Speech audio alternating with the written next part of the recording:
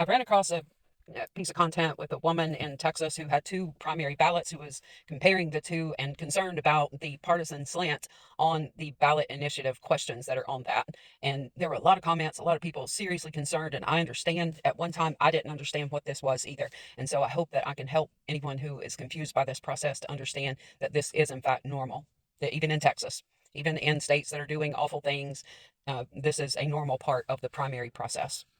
These are partisan advisory questions. Now, when you go to, and one thing I also want to note, there were so many questions on it, so many shares, all that stuff, but there was a lot of misunderstanding in the comments of people saying, "Oh, I knew there was something up. I knew there was something up." No, this is a normal part of the primary process.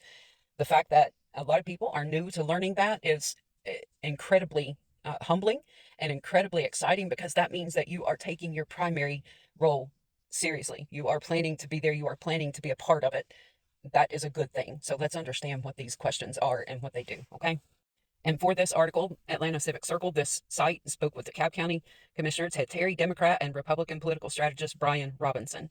And they explained the purpose of these questions is to tell party leadership what voters are feeling, akin to a poll. So they know that if you have a ballot, if you have a sample ballot, if you are already looking at those questions, you're a voter who is likely going to show up. You're going to be engaged. You are going to be there. So yes, they want to know what is on your mind for their party platform. What better way to get it, and what faster way to get it than to just ask you when you're already going to do what you're going to do anyway?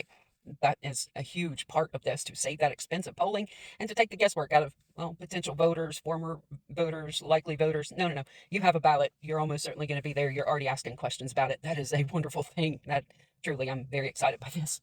And it depends on what your party has guessed amongst itself, or even had some internal polling, or paid attention to national or state voting, or the trends across elections that we've had recently, and determining what it is that they want to focus their legislative agenda on. Now, this could be for state leaders, this could be for local leaders, this could be even down to your boards of commissioners and mayors and those sorts of offices, public utility commissions, emergency response commissions. If you have something like that for EMA, your local EMA, any kind of entity can help craft these questions and submit them.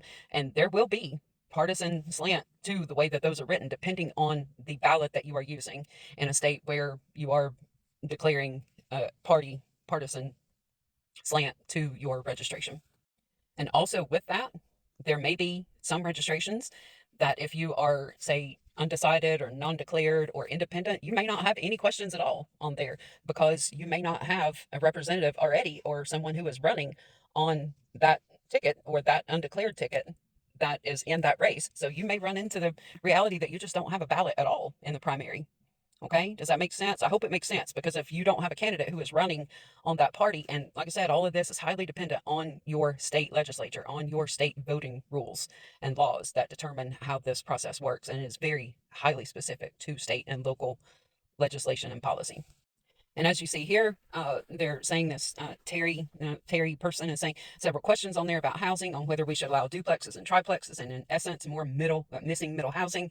In theory, those results would be shared with local leaders like myself. And if the poll shows 70% want to see missing middle housing, then the local leaders would say, wow, that's really good information to know, because these are my primary voters who are electing me. So then that candidate knows to go out there for the time between that primary and the general in November and say, look, I am working on local initiatives to get you more affordable housing that is somewhere in the middle between lower income housing and something that very few people can afford. I have to work on a platform that says I need to change local rules to be able to do that, local ordinances to be able to do that. Here is why that is important.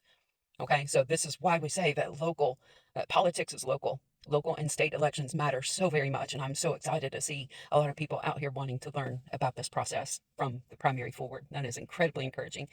Contact your state legislatures, your local leaders, and ask them about those ballot questions if you have them. Ask them about the process. Ask them how they are going to prioritize the answers to those questions. Okay, they will love to talk to you right now. This is the time to talk to them and get answers from them. Thanks.